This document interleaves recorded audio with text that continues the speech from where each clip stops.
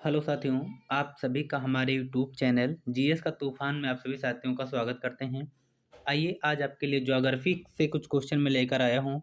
एक ऐसी क्वेश्चन जो आपको बहुत ही इम्पोर्टेंट नॉलेज देकर जाएगी ये क्लास। निश्चित कम करीबन मैंने 50 क्वेश्चन इसमें रखे हैं, लेकिन इसके जितने भी क्वेश्चन आपको मिलेंगे, एक बेहतरीन, एक पूछे जाने वाले जो ज्योग्राफी के 50 क्वेश्चन, टॉप 50 क्वेश्चनों में से ये आपके लिए बहुत ही बेहतरीन क्लास साबित होगी। तो क्लास को पूरा देख लीजिएगा, क्योंकि ये आपके लिए बहुत ही अच्छी क्लास होने वाली है। सौरमंडल पे मैंने ये आपके लिए वीडियो लेकर आया हूँ, और सौरमंडल पर आपसे बहुत सारे इसमें क्वेश्चन थे, लेकिन कुछ क्वेश्चन मैं इस पार्ट में आपके लिए लेकर आया हूँ। करीबन 50 क्वेश्चन को मैंने रखा है। तो आइए देखते हैं, आपको जब आप पढ़ोगे तभी समझ में आएगी कि इसमें कितने अच्छे तरीके से क्वेश्चन को हमने रखा है। तो इसलिए क्लास को आपको पूरा देखना है, और इस क्वेश्चन को आपको समझना है कि इसकी इम्पोर्टेंस आपके वन डे एग्जाम में कितनी होने वाली है। तो आइए स्टार्ट करते हैं। आपका जो क्वेश्चन है उसके माध्यम से आप समझिए कि इस क्लास की अहमियत क्या होने वाली है। पहला क्वेश्चन आपका मैंने रखा है कि सूर्य के चारों ओर घूमने वाली जो खगोलीय पिंड होती है वो क्या कहलाती है। आपको पता होगा कि जो सूर्य है, मान लिया जाए कि एक सूर्य होता है, उसके चारों ओर जो घूमती है खगोलीय पिंड टाइप की, तो वो जो घूमती है उसको क्या कहते हैं। ये आपका क्वेश्चन है कि जो सूर्य के चारों ओर घूमने वाली खगोलीय पिंड को क्या कहते हैं। आप सोच सकते हैं कि ग्रह कहा जाता होगा, या फिर उपग्रह, या फिर क्षुद्र ग्रह, जो भी आपको लगता हो कि ये चीज़ें कही जा सकती हैं सूर्य के चारों ओर घूमने वाले को। तो पहले आप अपने माइंड सेट में वो ऑप्शन आप चूज कर लीजिएगा, और जो करेक्ट आंसर होगा वो आप अपने आंसर से मैच करा लीजिएगा। तो वो आपको कहलाती है ग्रह। जो सूर्य के चारों ओर घूमने वाली जो खगोलीय पिंड होती हैं उसको कहते हैं ग्रह। आगे बढ़ें तो आपके लिए पहला क्वेश्चन ना होगा, और बहुत ही शानदार ये क्वेश्चन आपको लगा होगा। आगे चलते हैं, अगले क्वेश्चन की तरफ चलते हैं। किसी ग्रह के चारों ओर परिक्रमा करने वाले छोटे आकाशीय पिंड को क्या कहते हैं। यहाँ बात किसकी कह रहा है कि एक ग्रह की चारों ओर, एक ग्रह है जिसके चारों ओर परिक्रमा, अभी क्या कह रहा था, जो सूर्य था, ये जो सूर्य माना जाता है, इसके चारों ओर कौन लगा रहा था, वो आपका था ग्रह। अब यहाँ क्वेश्चन ग्रह पे पूछ रहा है कि किसी ग्रह के चारों ओर परिक्रमा करने वाले छोटे आकाशीय पिंड को क्या कहते हैं। ये आपका क्वेश्चन थोड़ा सा घुमाया गया। तो इसको अगर ग्रह का जो चक्कर लगाएगा, परिक्रमा लगाएगा, उसको हम लोग कहते हैं उपग्रह। तो सूर्य के जो चारों ओर चक्कर लगाता है उसको ग्रह कहते हैं, और जो ग्रह के चारों ओर परिक्रमा करता है उसको हम लोग उपग्रह कहते हैं। दोनों चीजें आपके एक साथ क्वेश्चन मिल गया तो क्या होगी, आपका जो डाउट है वो क्लियर हो गया। आगे बढ़ते हैं, चलते हैं अगले क्वेश्चन की तरफ। क्वेश्चन नंबर 4 पर आ जाइए। ग्रहों की गति का जो नियम है वो किसने प्रतिपादित किया था। आप लोगों को पता है कि ग्रह जो है गतिशील होते हैं, तो वो आपसे क्वेश्चन कह रहा है कि जो ग्रहों की गति का नियम है वो किसने प्रतिपादित किया था। ये आपको बताना है। अब आपका जो कर्तव्य है, आप पहले खुद से इस आंसर को जज कर लीजिए कि इसका आंसर क्या हो सकता है। फिर आप अपने आंसर पर टिके रहिएगा, मैं आपको बताऊंगा, फिर आप अपने आंसर से मैच कर सकते हो कि आपका आंसर सही था या गलत था। तो ग्रहों के गति का नियम किसने प्रतिपादित किया था, तो कैपलर के द्वारा किया गया था। अच्छा क्वेश्चन है, बेहतरीन क्वेश्चन है ये आपका। किसके द्वारा किया गया था, कैपलर के द्वारा ये चीजें किया गया था। ठीक है, आगे बढ़ते हैं, अगले क्वेश्चन की तरफ चलते हैं, और देखते हैं आपका अगला क्वेश्चन क्या होने वाला है। बहुत ही बेहतरीन क्वेश्चन आपके सामने अगला आ रहा है। इसमें क्वेश्चन बहुत ही बेहतरीन है। सूर्य के चारों ओर घूमने वाले ग्रहों की कुल संख्या कितनी होती है। क्वेश्चन एसएससी बहुत बार पूछता है कि जो सूर्य के चारों ओर, सूर्य के जो घूमने वाले, पहले आप लोगों ने देखा यहाँ पहले क्वेश्चन में खगोलीय पिंड को क्या कहते हैं, ग्रह। फिर सूर्य की ही बात यहाँ कर रहा है कि सूर्य के चारों ओर घूमने वाले ग्रहों की कुल संख्या कितनी होती है। तो सूर्य के चारों ओर क्या घूमते हैं, ग्रह घूमता है। अब ग्रह की कुल संख्या कितनी होती है ये आपको बतानी है, 7, 8, 5 या फिर 6। कितने बच्चों को इसका आंसर पता रहा होगा। बहुत ही कम बच्चे इसका आंसर जान रहे होंगे कि उनकी संख्या होती है 8। कितनी होती है, 8 आपका करेक्ट आंसर हो जाएगा। तो आगे चलते हैं, अगले क्वेश्चन की तरफ बढ़ते हैं और देखते हैं आपका अगला क्वेश्चन क्या होने वाला है। तो फटाफट से आगे बढ़ते हैं, अगले क्वेश्चन की तरफ चलते हैं। अगला क्वेश्चन आपका बहुत अच्छा, ये आपके हमेशा आपने देखा होगा कि आपके सीक्वेंस में आता है ये चीज़ें सजाने के लिए। बार बार ये चीज़ें आपसे पूछता है कि सूर्य से बढ़ती दूरी के अनुसार ग्रहों का निम्न में से कौन सा क्रम सही है।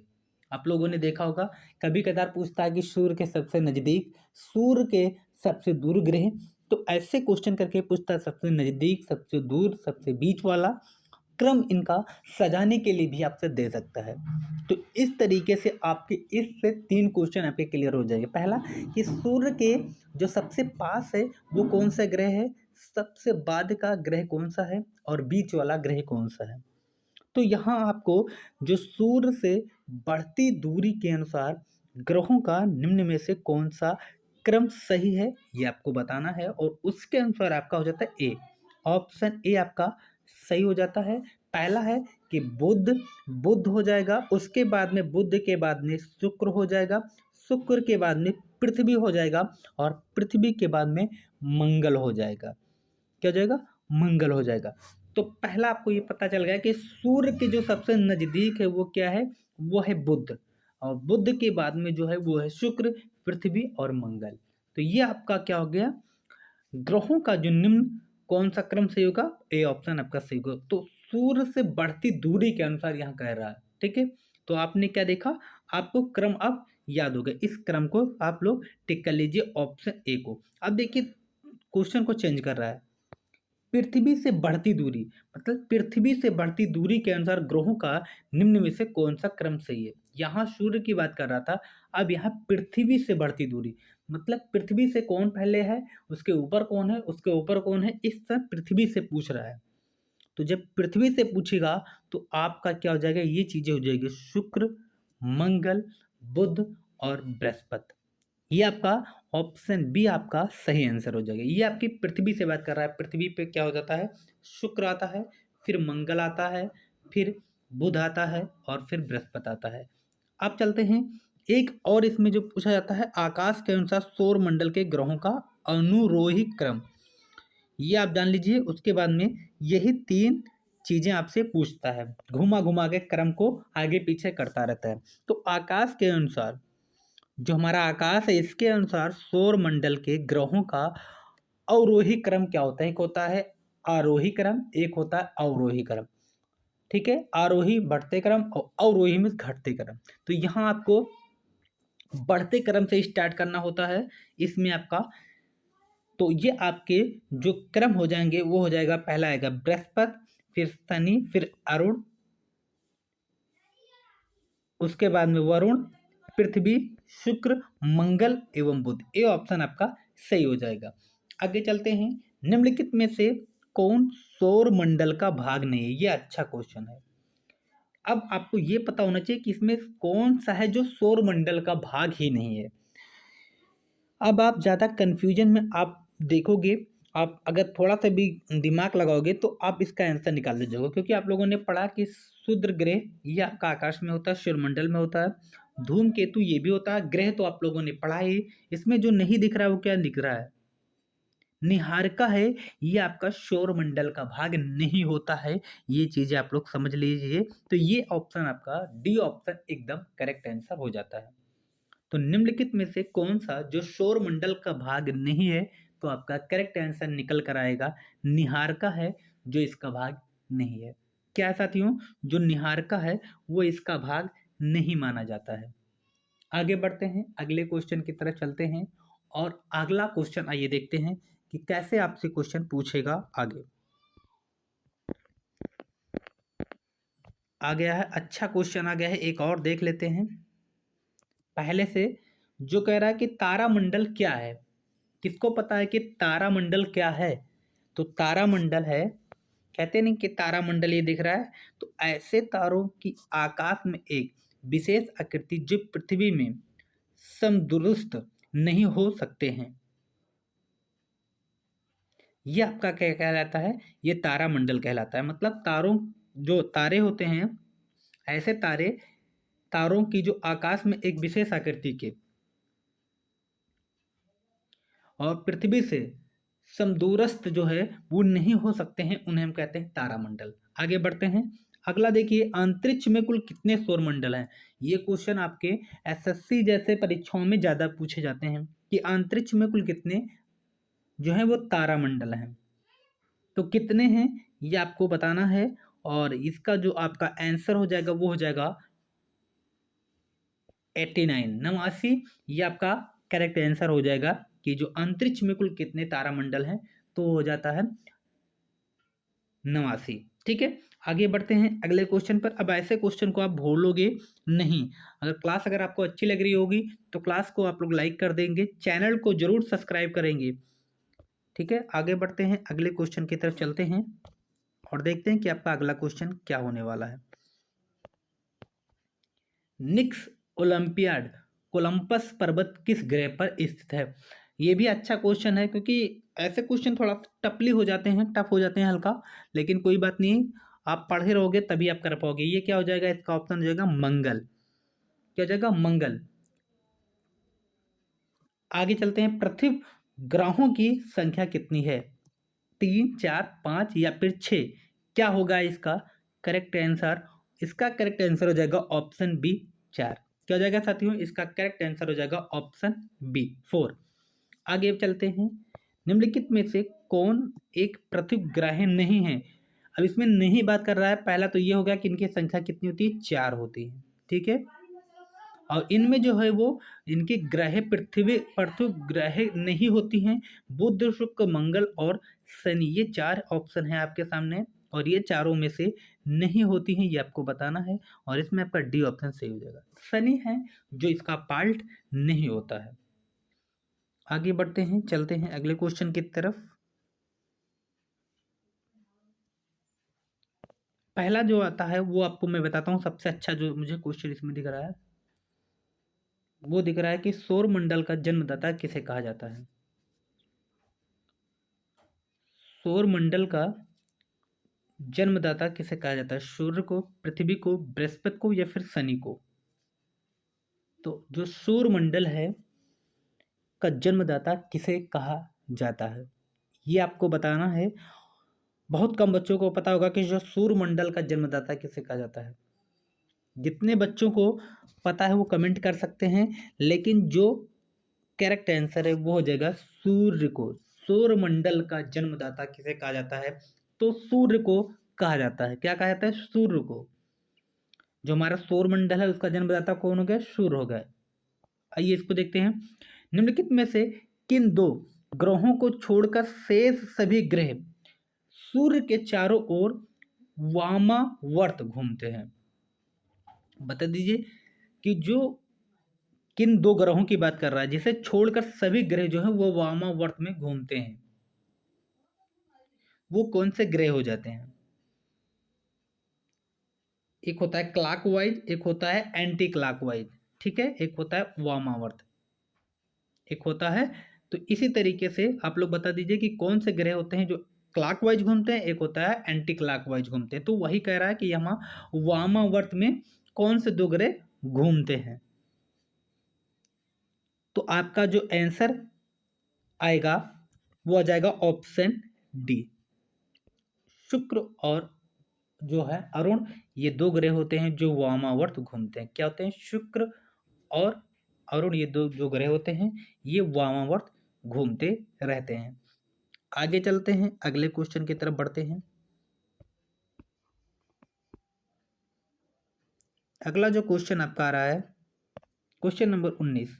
ब्रह्मांड में विस्फोट तारा कहलाती है। ब्रह्मांड में विस्फोटी तारा कहलाता है, जो हमेशा क्या करता है? विस्फोट तरीके से करता रहता है, इसलिए उसे विस्फोटी तारा कहते हैं। ये आपसे क्वेश्चन कह रहा है, और जो इसका आंसर हो जाएगा वो हो जाएगा अभिनव तारा। ये भी क्वेश्चन आरआरबी के द्वारा पूछा गया था, तो ये आपका करेक्ट आंसर हो जाएगा। तो जो ब्रह्मांड में विस्फोट तारा कहलाते हैं वो आपका आंसर हो जाएगा अभिनव तारा होता है। क्या होता है? अभिनव तारा कहलाते हैं। आगे चलते हैं अगले क्वेश्चन की तरफ। वैज्ञानिक जिन्होंने सर्वप्रथम खोज की कि पृथ्वी सूर्य के चारों ओर घूमती है वो कौन थे? जिसने खोज किया, कह रहा सर्वप्रथम खोज की कि पृथ्वी सूर्य के चारों ओर घूमती है, उस वैज्ञानिक का आपको नाम बताना है। अब इस वैज्ञानिक का नाम मैं नहीं बताऊंगा, ये आपको कमेंट बॉक्स में बताना है, क्योंकि आप लोगों ने बहुत पढ़ा होगा कि पृथ्वी सूर्य के चारों ओर घूमती है। जो ये हमारी पृथ्वी है, ये किसके सूर्य के चारों ओर घूमती है, ये किस वैज्ञानिक ने खोज की थी? तो ये आपको कमेंट बॉक्स में बताना रहेगा, क्योंकि बहुत बार आप लोगों ने पढ़ा है, तो कुछ चीजें आप लोग कमेंट बॉक्स में भी बताएं। आगे चलते हैं। निम्नलिखित में से कौन सा ग्रह नहीं है जिसे प्राचीन भारतीय ग्रह मानते हैं? कौन सा ग्रह नहीं है जिनसे प्राचीन भारतीय ग्रह मानते हैं? तो आपका आंसर हो जाएगा, वो हो जाएगा सूर्य। ठीक है, यह क्या, कौन सा ग्रह नहीं है जिसे प्राचीन भारतीय ग्रह मानते हैं? तो वह है सूर्य। सूर्य के संगठन में सहायक गैस है। सूर्य के संगठन में सहायक गैस है, ऐसे क्वेश्चन अगर पूछ लिया जाएगा तो आपकी बोलती बंद हो जाएगी कि सूर्य के संगठन में सहायक गैस कौन सी है। तो क्या हो जाएगा इसका करेक्ट आंसर? वो हो जाएगा हाइड्रोजन और हीलियम। सूर्य के जो संगठन में सहायक गैस है वो क्या है? हाइड्रोजन और हीलियम आपका करेक्ट आंसर हो जाएगा। आगे बढ़ते हैं, अगले क्वेश्चन की तरफ चलते हैं। अगला क्वेश्चन है आपका कि सूर्य के मध्य भाग को क्या कहा जाता है? अच्छा क्वेश्चन है ना, अच्छे क्वेश्चन है ये आपका कि जो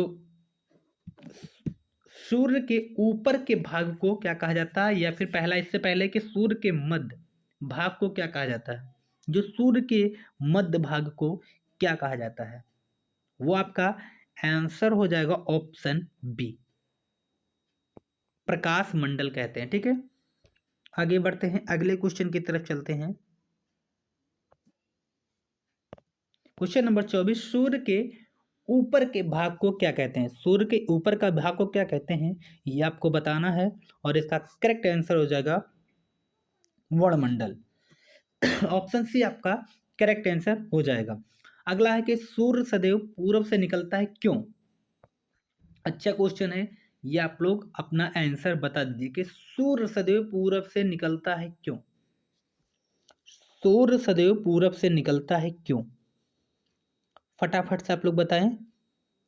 और इसका जो करेक्ट आंसर हो जाएगा वो हो जाएगा पृथ्वी पश्चिम से पूरब की ओर घूमती है।